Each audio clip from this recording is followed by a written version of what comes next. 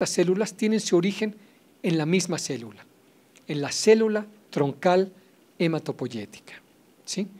Excepto probablemente en la leucemia mieloide aguda tipo M3, la promielocítica, que aparentemente el origen es en un precursor ya de tipo promielocítico, ¿sí? Pero todas las demás se originan aquí, en el compartimento de las células troncales hematopoyéticas.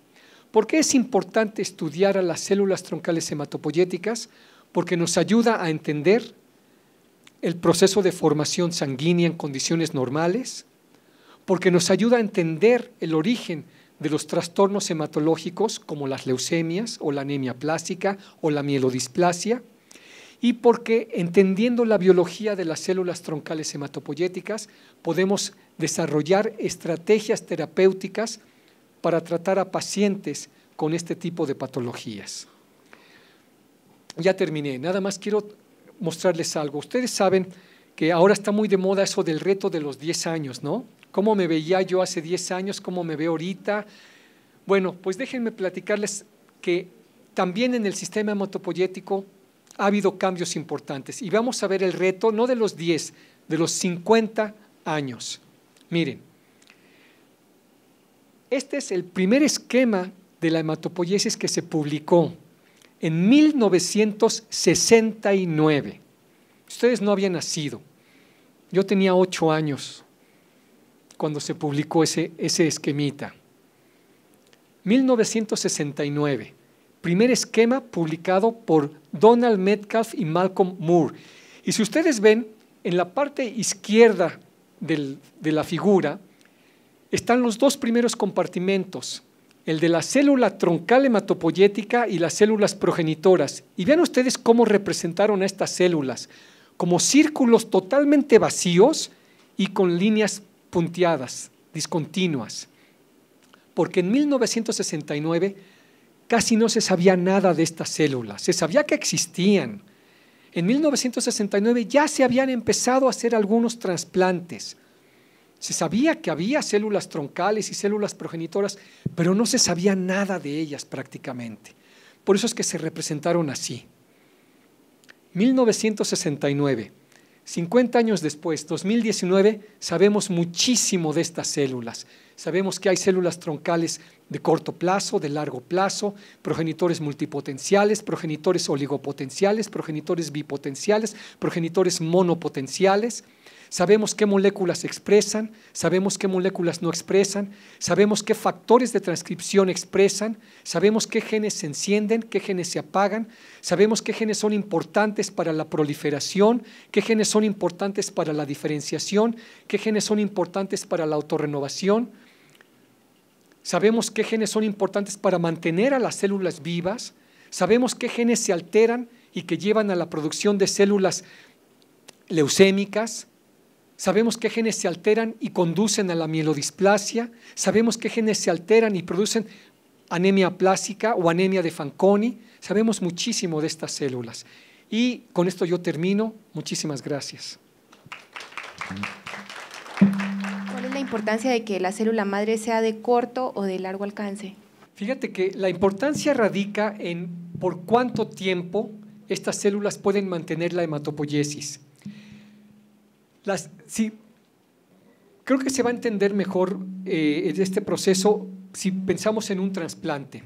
Imagínate que hay un paciente al que primero le das quimioterapia para eliminar a sus células leucémicas y después le trasplantas células de médula ósea o de sangre periférica movilizada de otra persona. Durante los primeros más o menos 60 días post-trasplante, las células que mantienen esa hematopoiesis son células progenitoras. Pero después de 60 días esas células progenitoras se acaban, ¿sí? Generan células maduras o precursoras y después maduras y después se acaban. Entonces, después de 60 días, las células que mantienen la hematopoiesis son las células troncales de corto alcance o de corto plazo y mantienen la hematopoiesis más o menos del día 60 a más o menos unos 5 meses, 6 meses. después de los 60 días. Pero también después eventualmente ya no siguen adelante y son las células troncales de largo plazo las que mantienen la hematopoiesis durante los siguientes años. Entonces, esa es la diferencia y la importancia de que existan estos dos compartimentos. Si solo hubiera células troncales de largo plazo y no hubiera todas las demás, estas células troncales tardan en arrancar. Entonces, ¿quién va a sostener la hematopoiesis durante los primeros 3, 4 meses? Las células troncales de largo plazo no, porque ellas tardan mucho en, digamos, en calentar y en arrancar su proceso de producción sanguínea. Entonces, es importante que existan progenitores, troncales de corto plazo y troncales de largo plazo. Y son las troncales de largo plazo las que mantienen al paciente durante años después de un trasplante. ¿Sí? Tere. Sí, soy Teresa Marín, Centro Médico La Raza. Doctor Mayani,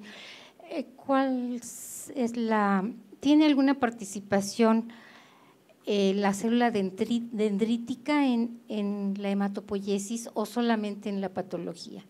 La célula dendrítica tiene participación como parte del sistema inmunológico. La célula dendrítica lo que hace es servir para presentar antígenos a los linfocitos T y a los linfocitos B.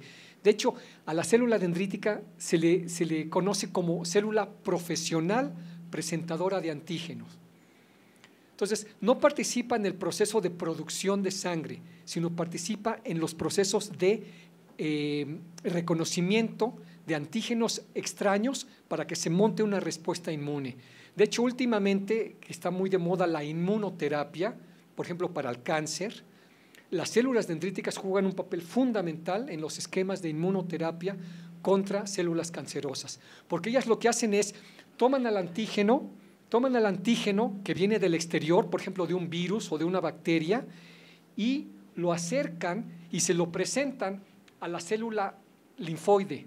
Le dicen, mira, este es un antígeno extraño, a esta célula, a la que expresa este antígeno, hay que matarla, hay que deshacerse de ellas. Entonces ya el linfocito T y el linfocito B actúan sobre la célula extraña, bueno, sobre el agente extraño, bacteria o virus. Si no hubiera células dendríticas, nuestro sistema inmunológico no sería eficiente. Es fundamental la participación de ellas. Muchas gracias por tu expertise y tu pasión. Gracias. Entonces, a ver, la primera pregunta es, ¿son marcadores de las células troncales hematopoyéticas? Número 1, CD3 y CD4. Número 2, CD34 y CD71. Número 3, CD34 y CD90. Número 4, CD14 y CD90. La respuesta correcta tiene que incluir a los dos marcadores. El 93.3% de ustedes contestó 3, el número 3, y es correcto. ¿Sí? Ok.